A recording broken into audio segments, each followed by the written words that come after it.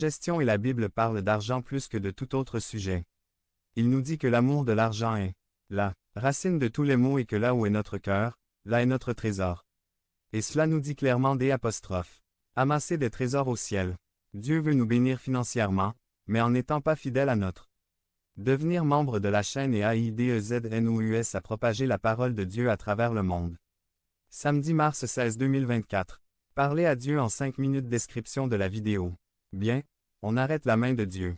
Bien que les offrandes concernent de l'argent liquide, elles ont aussi beaucoup à voir avec la relation entre nous et Dieu. La générosité commence par l'influence de Dieu dans le cœur. Ceux qui sont rebutés par l'idée de donner à l'œuvre de Dieu devraient méditer là-dessus, car cela en dit long sur leur relation avec Dieu. Lorsque nous nous abandonnons entièrement à Dieu, nous lui remettons également nos ressources. La générosité n'est pas un problème pour ceux qui aiment le Seigneur à qui il donne de leurs biens. Conclusion. Il y a un peu de mystère dans le fait de demander notre pain quotidien et pourquoi Jésus l'a mis dans ce plan, ou exemple de prière. Mais cela n'est pas surprenant, car c'est ainsi que Dieu sait que les humains peuvent comprendre le céleste, à travers des exemples du terrestre. Qu'est-ce que le pain? Il est fabriqué à partir du cœur du grain, concassé, broyé et moulu en farine. Cette farine est mélangée à du sel, de l'eau et de la levure. Il est malaxé, façonné et laissé lever. Il est ensuite cuit pour faire un délicieux pain. De cette façon, le pain, la vie du grain, donne la vie à ceux qui le mangent. La vie du grain est transmise à l'homme par le processus de mort et d'assimilation ultérieure. Par un processus similaire, la vie de Dieu en Christ nous a été rendue accessible. Notre Sauveur est devenu le grain. C'est lui qui a été brisé et renversé au calvaire. Là, il a pris nos péchés sur lui, et est sorti de la tombe, des griffes même de la mort, ressuscité et était le pain de Dieu. Il a lui-même dit dans Luc 22, 19, « Celui-ci est mon corps, qui est donné pour vous » avec ce contexte. Nous pouvons comprendre que Christ est la manne venue du ciel. Il y a un dicton qui dit « Vous êtes ce que vous mangez ». Si nous nourrissons nos âmes avec le pain de Dieu, de profonds changements se produiront dans notre vie personnelle. Rappelons-nous que l'homme ne vivra pas seulement de pain, mais de toute parole qui sort de la bouche de Dieu. Jésus, le logo vivant, est venu de Dieu et nous nourrit. Prions. Devenez membre de la chaîne et AIDEZNOUS à propager la parole de Dieu à travers le monde. Point. Samedi 16 mars 2024.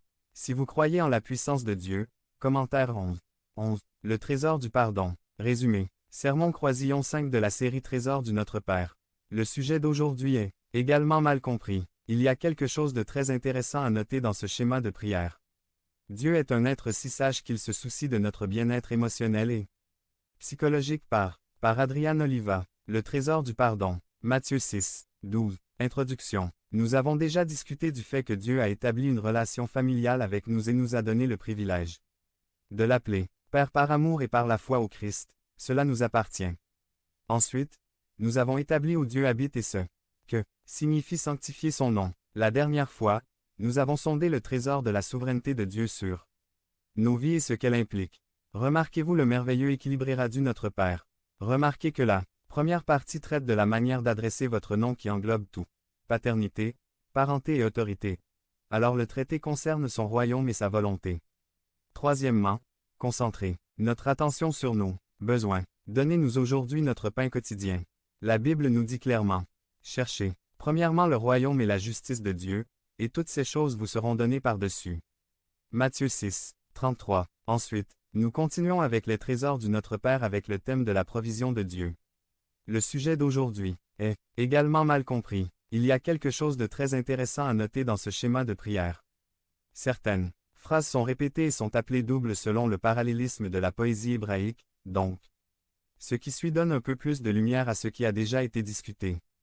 Il y a une phrase qui est répétée entièrement et qui est comme entre parenthèses, comme si elle enfermait tout le texte, qui sont les versets 12, 14, 15. La poésie hébraïque est très intéressante et n'est pas autant utilisée dans le Nouveau Testament que dans Ancien Testament. Les versets 12, 14 et 15 sont mis en évidence, comme pour nous les faire remarquer ou les souligner. Dieu est un être si sage qu'il se soucie de notre bien-être émotionnel et psychologique parce qu'il nous a créés. Et c'est que la totalité de l'homme a besoin de lui. Aujourd'hui, plus que jamais, nous avons besoin de guérison dans nos émotions. Les offenses laissent des traces profondes et pardonner n'est pas facile, c'est difficile. surtout lorsque les délits surviennent entre amis proches, membres de la famille. Ne pas pardonner nous submerge du passé, nous tourmente par la peur d'être rejetés et humiliés, suscite la suspicion et la méfiance. Le pardon fait mal, et le pardon est difficile, car il faut arrêter de vouloir que la personne qui nous a offensés soit punie.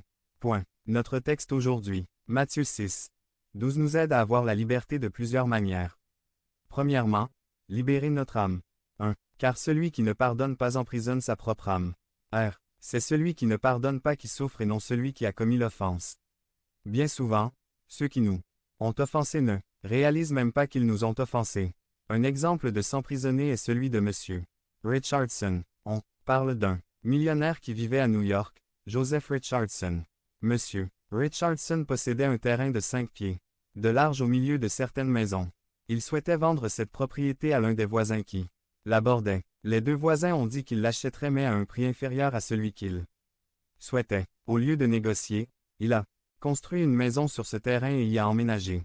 En raison de son désir de se venger de devenir membre de la chaîne et AIDEZNOUS a propagé la parole de Dieu à travers le monde. Point. Samedi 16 mars 2024.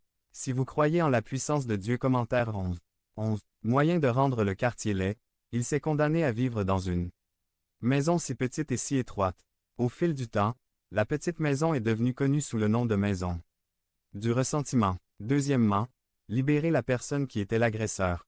1. Si vous remarquez le verset, le mot dette a une connotation monétaire. Plus l'offense est grande, plus le pardon doit être grand, une transaction égale. Le pardon a deux façons de racheter. R. Premièrement, rejeter. Ce mot est une autre traduction du mot pardon, rejeter le mal. Le prototype de l'ôté est la chèvre qui a été lâchée dans le désert et qui n'est jamais revenue. B.